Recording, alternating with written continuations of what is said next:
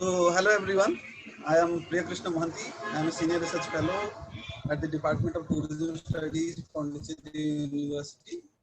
My research area concerns with tourism and livelihood, which is connected with rural development. Most influential and one of the most, like so to say, critical aspect that the UNWTO has actually stressed upon is the aspect of rural development.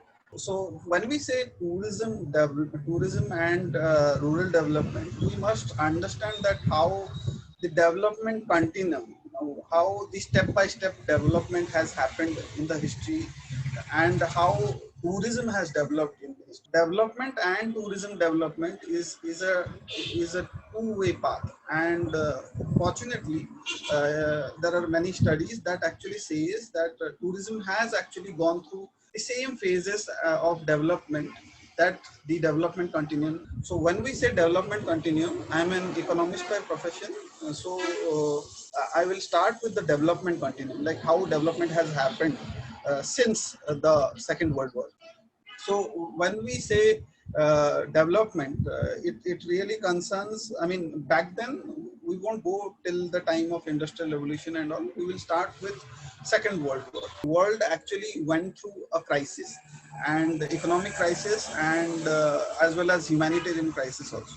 So at that time, what happened is it was actually a chaos of mass unemployment, as well as they were mass poverty also because of war. And when in these time of crisis, the world actually wanted something that will actually give the world a quantitative push in the sense that, in the sense of numbers in the sense that they wanted to focus on economic development.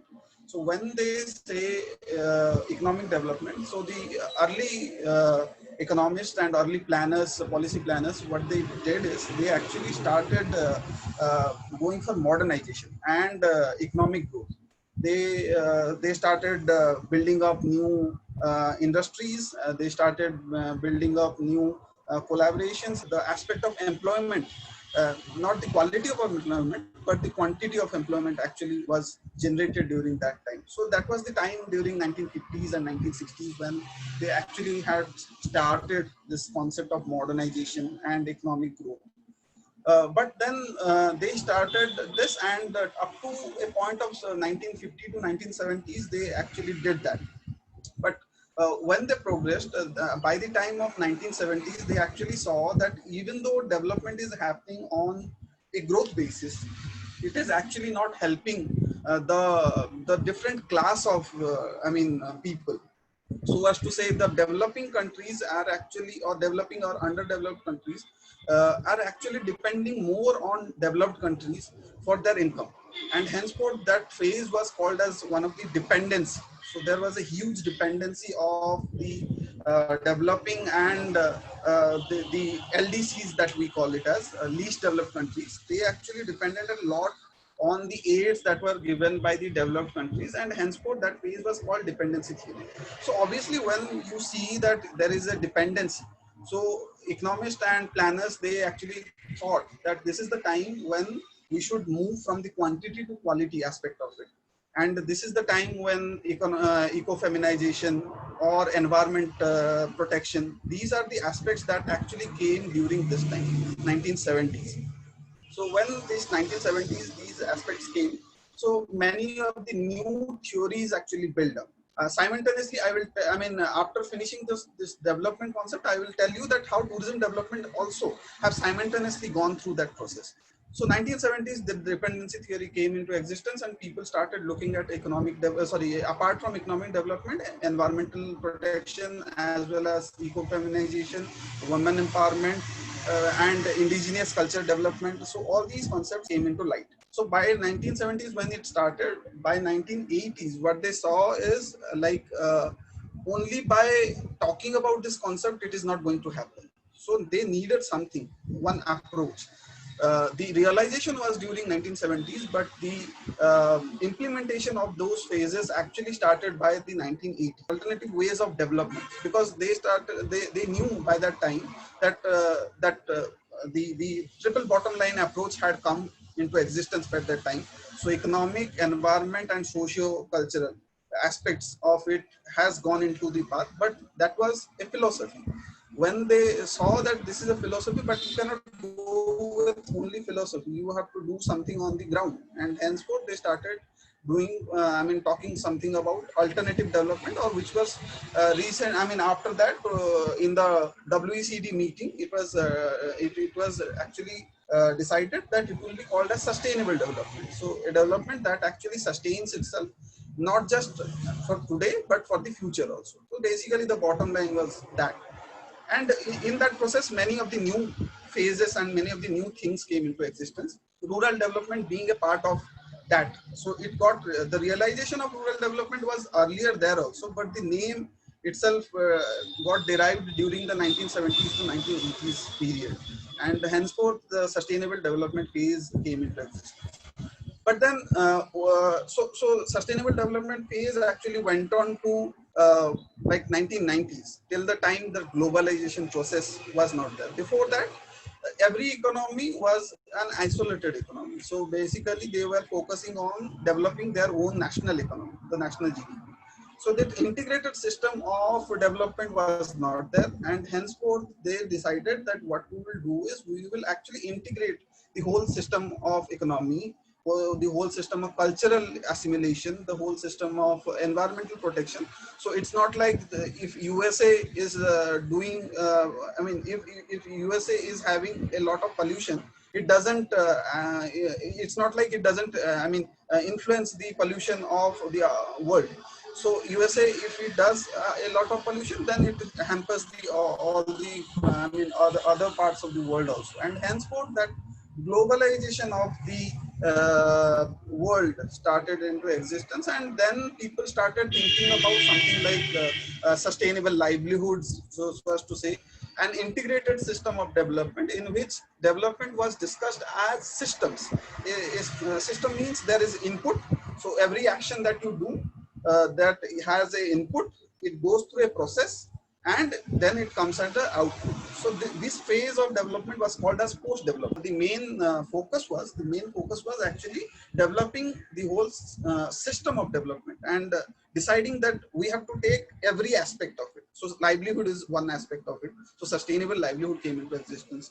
Similarly, technology is one aspect of it. Similarly, women gender empowerment is one aspect of it. So they started taking one at a time, one system, and then the new concepts came into existence. So as to say, the other forms of like market driven economy, like what type of market are you, whether you are a communist market, or whether what type of system do you follow.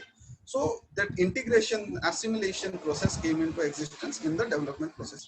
So after World War, what actually happened is basically after World War, people started going for if you see agencies like Thomas Cook, they actually got built after the World War. So what actually they did is one person started as in the development phase. What happened is they went for quantity. Similarly, in tourism also, they started going for mass tourism. So mass tourism, in a sense, that Thomas Cook, one of the prominent feature of this phase of tourism development, which is called the advocacy phase. So advocacy means there were a lot of advocates of tourism. So they were saying that yes, tourism should grow.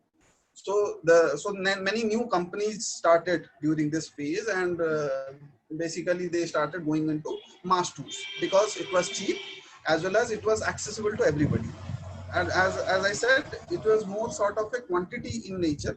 So just to develop the number of people going around. So you can see by 1950 to 1960s, what happened is basically there was a sudden spurt in the number of tourists internationally as well as locally, because of the travel agency and other features. But again, the same thing, what happened is when they go on in one direction, it is a economic theory that when they go in only one direction, see, the other direction gets a hit. So when you see only about economic, because it's a triangle. So when you give more focus on the economy, basically the socio-cultural and the environmental aspects take a hit. because a large number of tourists travel, and you don't see the consequences of it. So by the 1970s, what happened is they started becoming cautious about the approach that tourism is actually taking, and henceforth they called it as cautionary approach or cautionary phase. So in this phase, previously it was advocacy because everybody was telling that tourism is good. Now some number of scholars started raising their voice that actually tourism might have a lot of might have a lot of impacts that are actually not being measured, and henceforth they started becoming cautious about how tourism is actually developing. Then what happened is, by the time from 1970s to 1980s, also in tourism also there were a lot of discussions about what is the gender role, wage differences, environment. If you talk about the great works of Zafari, if you talk about the great works of Boyd and all, they started telling that actually it's not right, what is happening is not right. But then by 1970s they realized it. But then again 1980s, they were only discussions and the criticisms. By 1980s, what they see is what they realized is actually, yes, there is a problem. Now we have to solve it. So how do you solve it? They started adapting. So that phase is called adaptancy phase. So what do you mean by adaptancy? So basically they started realizing, and henceforth they started different other types of tourism, supposed to say farm tourism or alternate forms of tourism, got developed during this phase of time. Similar to alternate development or sustainable development, sustainable tourism also got created during this phase of time. So they started developing new forms of tourism. They started talking about what can be the precautions, or what can be the consequences of tourism being done on a mass scale. So alternate forms of tourism came into existence during that time, and rural development and tourism got assimilated during this 1970s to 1880 phase. So obviously, when as it happened in development, similar to that development, it happened in tourism also. That tourism scholars, they started thinking that okay, now we have different forms of development, but how does it work as a system? So in a form of tourism, you have different systems. So human resource is one system. Similarly, environment is one system. Similarly, biodiversity is one system. Cultural diversity is one system. So they started looking everything as a system. So it was called as knowledge-based system. Technology was one of the most prominent factors during this phase. Basically, the introduction of internet into the tourism actually changed a lot of dimension how the colloquial tourism business was happening. So they saw a phase in which new companies like Make My Trip or any other travel Airbnb, Make My Trip, or maybe any other travel technology-based travel companies, they actually got started. Many of the players, they started running their own websites rather than opening a specific outlet. They started going for the websites. So basically, it got from a physical form of development to a knowledge form of development, and that's what we have seen since then. That 1990s to 2020s, we have seen the development of Airbnbs. We have seen the massive amount of business that these online forums are actually doing. And so to say, this is the same kind of development that happened in the development continuum also.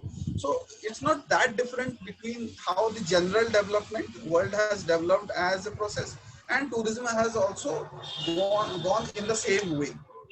And if you see the development or the creation of United Nations World Tourism Organization, it was in synergy with UN. So it has always worked in synergy with UN. So UN also actually gives a back-end support to United Nations World Tourism Organization, and UNWTO, being a subsidiary of UN, works also in harmony of this one. Now talking about how rural development came into existence is another interesting theory, because as I told you, rural development got introduced into the subject of development as well as in tourism during the 1970s and 1980s period. So let's see that how this process has actually gone. As I told, the farming crisis. So basically, what gave rise to the rural development movement? So basically, there in tourism, what happened is uh, people started realizing by 1970s that only by agriculture you cannot get every income. All the incomes you cannot get, and henceforth you need to do some diversification of livelihood or some diversification of income generating resources. So basically, when you talk about income generating resources, the European continent actually first started thinking of starting tourism in the rural areas, so as to say Spain. This is why I mean European countries are so developed in rural tourism, because they started it. So basically, they realized that they have a lot of I mean yard or the agricultural land which is being utilized for agriculture only, but the lands are full of scenic beauties and authentic culture, and henceforth they can actually not sell it but actually promote it as a tourism product. And by that, it was not just economic growth that they achieved, but they achieved like cultural assimilation. They, if you see a lot of food that you see here in India or maybe any part of the world are actually traveling through tourism. So somebody goes to a place and they like the place, the food, and they come here and they started. And henceforth, that is the way how rural tourism development started as an alternative way of development in rural areas. And why it got so much of influential status is because the rural livelihood saw a sharp fall.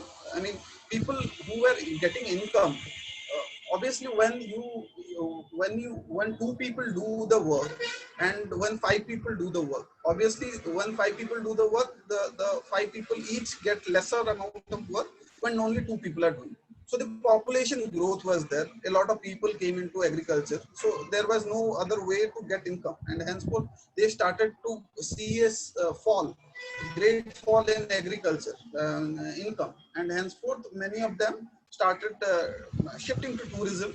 Not only tourism, different other, I mean, industrial development is also one of the greatest examples of that also. So they started shifting. And tourism being a service industry, it was easier to start, and it was a very hospitable industry, so it didn't get as much of resistance from the trade unions or any others, because it's a very individualistic industry. One person also, if they want to start, they can start. Only thing you need is a good idea. So henceforth, it didn't get that much of resistance as the uh, industrial development. So Lane and Kastchol, they are actually the pioneers of rural tourism development. They actually told that they argue that even though rural tourism existed in the society much before, during the 1980s only, as I said, during 1980s only, they started telling, that people in the urban areas, they can, come to the rural areas for a rest, what they say is called as leisure purpose or relaxation purpose, or to break the monotony of the urban lifestyle, very, ruthless, and you have to be fast, and you have to cope up, and to reduce that pressure, to reduce that monotony in life, they started seeing a constant movement of people from the urban areas to the rural areas during the weekend phases. This is how the phase of during the 1980s rural tourism development started. Now, rural tourism development, as I said, it has been three phases. First phase, as always, like tourism in this phase was considered as an alternative. So in the emergence phase, it was considered as an alternative, like how people will actually uh, gain income other than agriculture. So it was just an alternate by that time. And there were not much of an awareness about this form of tourism. It was on the basic nascent stages of development, and only few of the people, so to say, few of the households in the village, they were doing agriculture, and hand in hand they were doing tourism. So you can see the bread and breakfast. If you see the concept of bread and breakfast, which got developed during that period of time, it is because they were also people who were actually producing the agricultural outputs like bread and butter and other agricultural outputs, and similar at the same time they were also giving like land or house accommodation to the people who are coming from the urban areas. So during the emergence phase, this was the phase. During the consolidated phase, what happened is there was an interesting turn of events which actually often skilled people. Till that time, it was mostly unskilled people who didn't have any knowledge regarding how tourism grows. They were actually going through that. But in this consolidated phases, many skilled people also saw that there is a great lot of benefit that if you indulge yourself in tourism, and henceforth what they did is they started getting into rural tourism also. And in that way, tourism got a consolidation phase. So now tourism was not anymore only an alternative, but one can think of tourism as a single source of income also. Now you have rural tourism, but in rural also you have some different experiences. So it can be farm tourism, it can be like the authentic only walks, rural walks. So a person can need only food tourism. So basically in this phase of rural tourism, different types of rural tourism got emerged, similar to all the other forms included. Rural tourism being a part of sustainable tourism, they actually got into different segments, as they say. Now this is the brief history of rural tourism and how rural tourism got developed, and so to say how rural tourism, when I say at that time, it was basically tourism developing in rural areas. So that's the basic definition also, being the only definition also.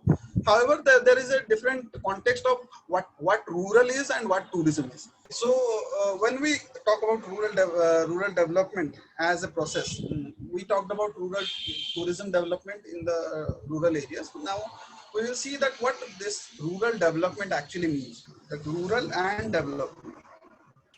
So what is rural? Rural is basically an area which is less densely populated, and it has its own culture. It is a different system altogether. The population density is less. The policies are different because it is a very decentralized place. Where the centralization, where the power remains with every person. In the villages, and it has its knowledge also. It has its different kind of knowledge also. It goes with traditional knowledges.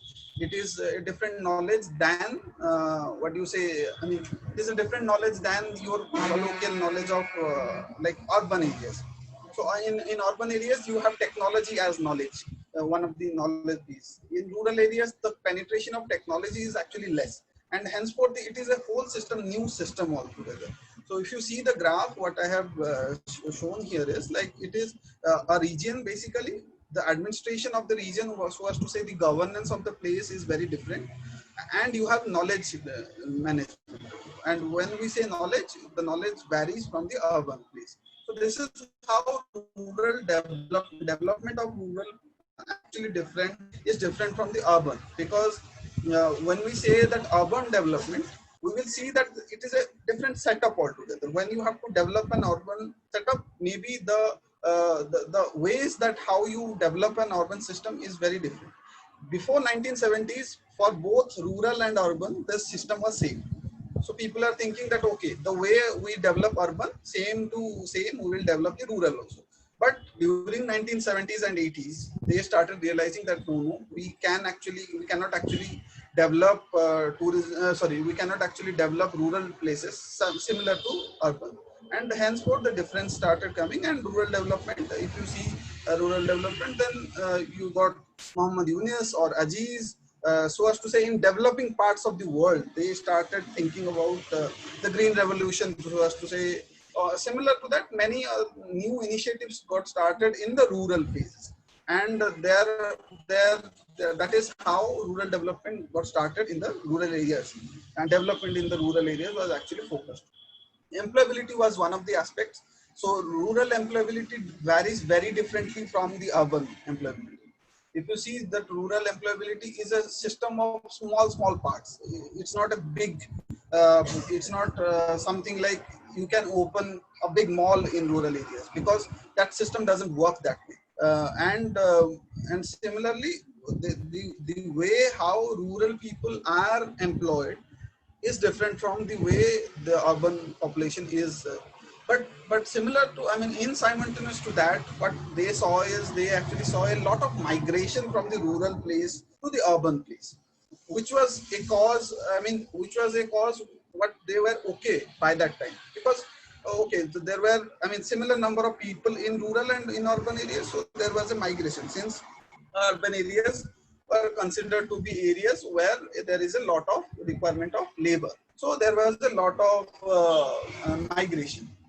But this migration and this fact that this migration became a lot bigger problem in the times of crisis, so as to say COVID-19. And this is how I am connecting this thing, that why tourism development in rural areas is actually becoming so, I mean, so important these days, and why rural tourism is coming out to be one of the most critical aspects in, I mean, in reducing the effects of the pandemic. So basically, why tourism, why tourism in rural places matters right now is, now people are looking for isolated areas, which is far from the urban, densely populated places like urban areas, for security purposes and safety purposes. So they want to go to a place where there are less number of people, they are not crowded, it's not crowded, and henceforth the virus cannot get infected to one to each other. And henceforth they are looking for that. That is the major, so as to say, that is the major reason behind the people moving to seeing rural tourism as one of the ways to reduce the effects of pandemic.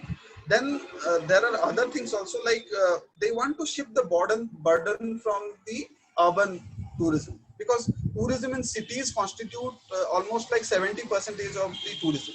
So most of the tourism that happens in the whole across the world, 70% of them happens in urban areas, so as to say the cities. So to reduce that burden, because cities constitute only a small portion of the world, whereas rural population actually gets a larger share. So to reduce that burden from the cities, they are actually shifting the burden to rural places. Now, presence of aging population, it is one of the another most important aspect, because rural places are characterized by people, large number of aged population, and they need some employability also. Now obviously aged people cannot get employability just like youth, and henceforth they need a specific type of employability in which they don't have to move around, because their mobility is restricted by the physical power or strength, and henceforth they need something. And henceforth tourism is one of the places, or tourism is one of the I mean industries that actually gives scope for these population to get introduced into the system. Similarly, rural culture and rural like heritage has seen a lot of decline in the last few years because of less number of funding, less amount of funding. So because people do not have, when the people do not have a lot of money, they need a lot of money to protect the heritage or monument, so to say temple, or any mosque, anything that symbolizes their culture. So to do that, they need money. And what they have seen is, in the last few years, they are not getting that amount of money to actually protect them. And henceforth, their tourism comes as a handy tool to actually, and tourism has been proved to be a handy tool in the last few years for protection of monuments and cultures also. And henceforth, this is one of the aspects why tourism, rural tourism or tourism development in rural areas is mattering this much right now.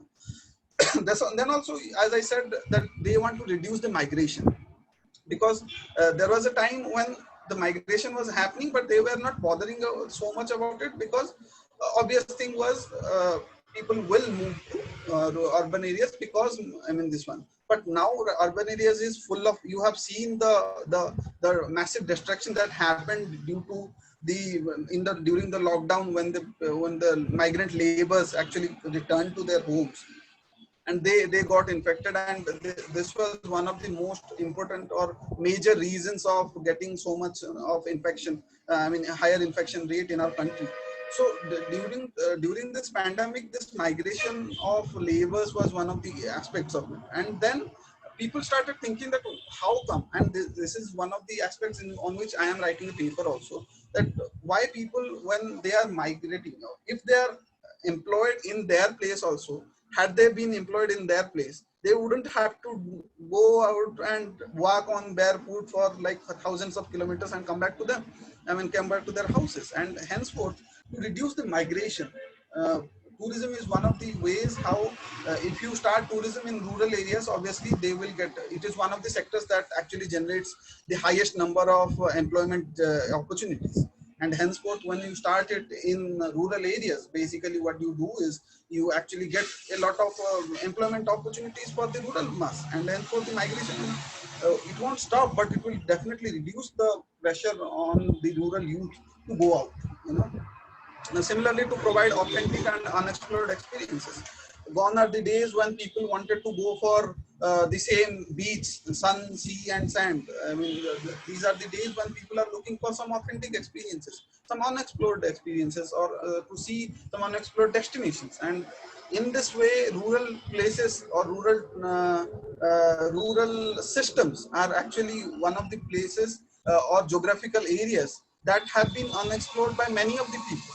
I mean, apart from rural tourism, which constituted, I mean, only a small part of tourism. Other tourism happens in the urban areas. So people have seen the urban areas, but they are yet to see the rural culture. And henceforth, there is a lot of stress on to develop tourism in the rural areas, apart from the other things.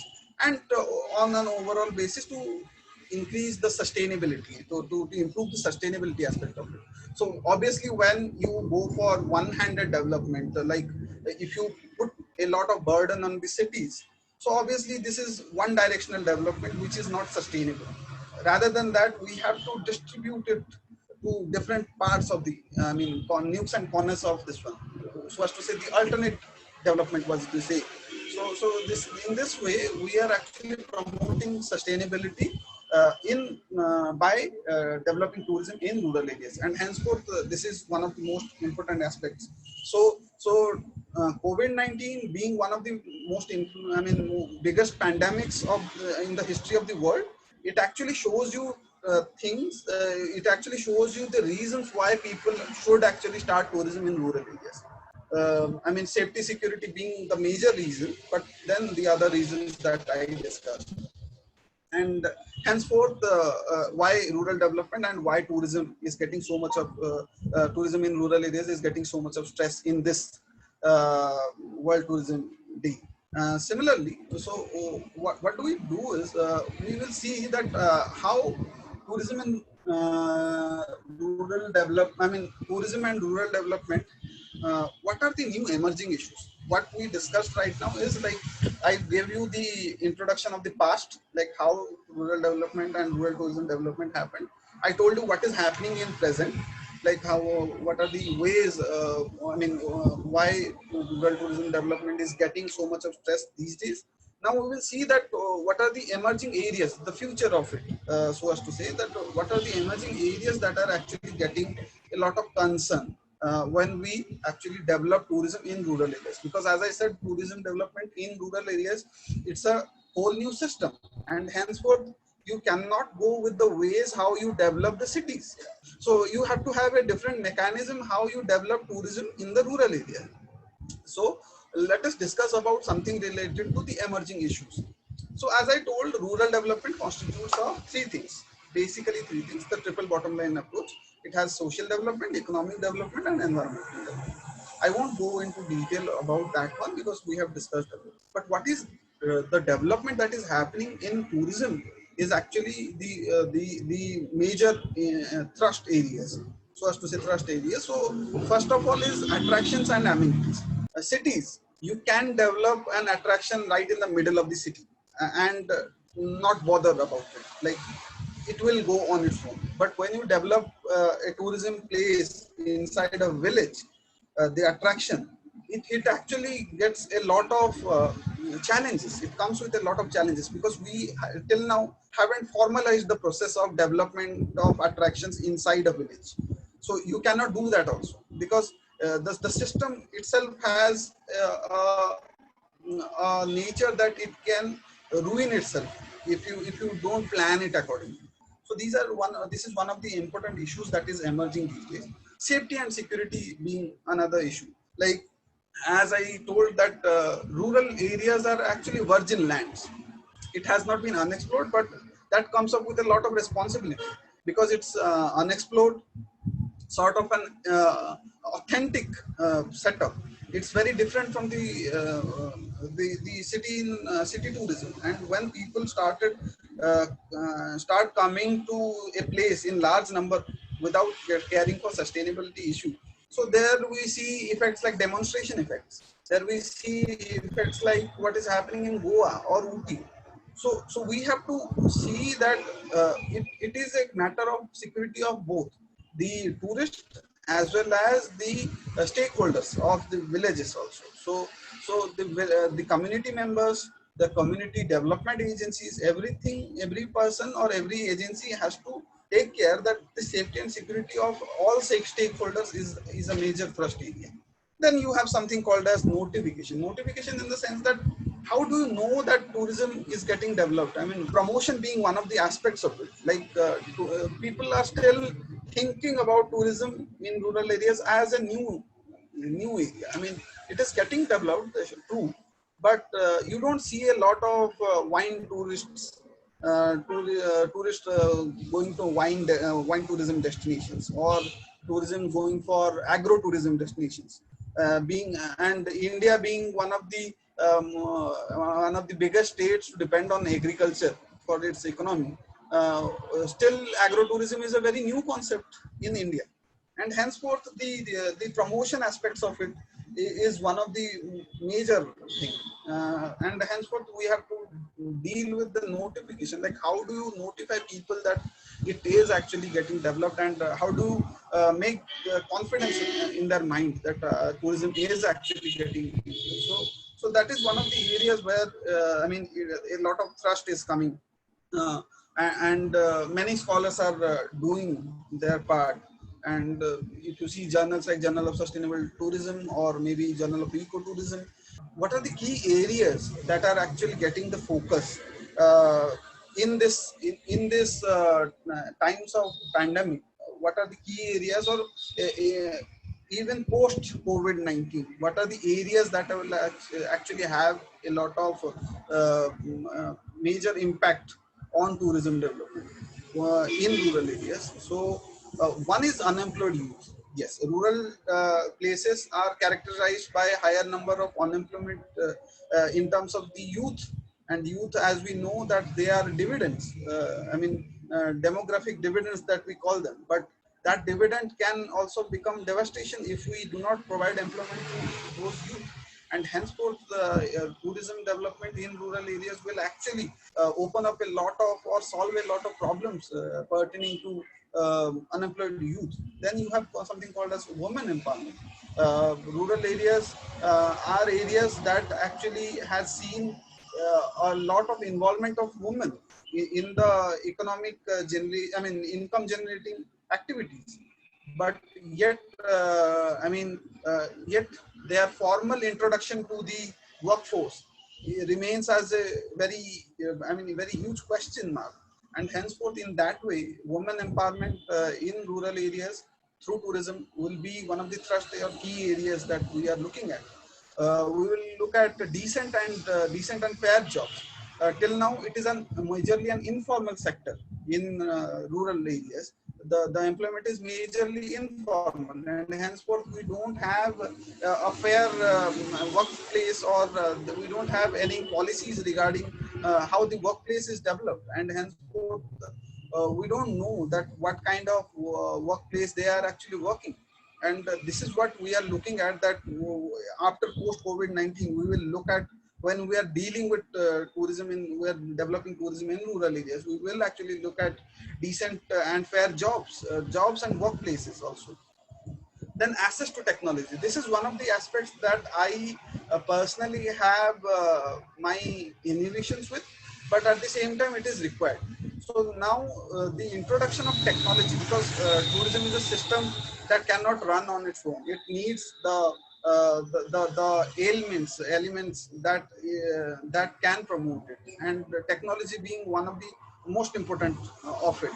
And that's why the key thrust is on developing technology access in rural areas. So as to say, they are telling, they are asking for developing internet connection, high-speed internet connection, broadband connections, and making the internet accessible to everybody, which are the key areas. But they, at the same time, we being scholars of tourism, we have certain innovations regarding, if you introduce technology in rural areas, does rural area hold their authenticity as they are holding it now?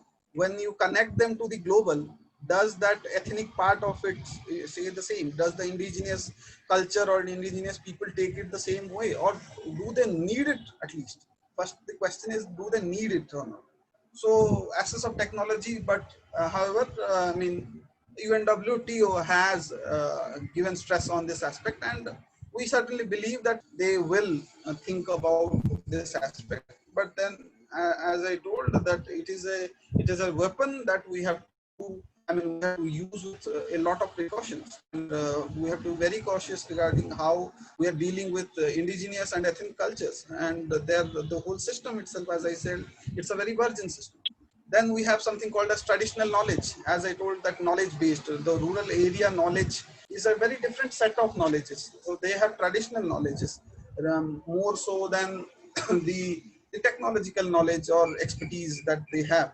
So we need to get them out also, and taking these aspects, or bringing these aspects from the rural areas to the sustainable development part of it will be the need of the hour.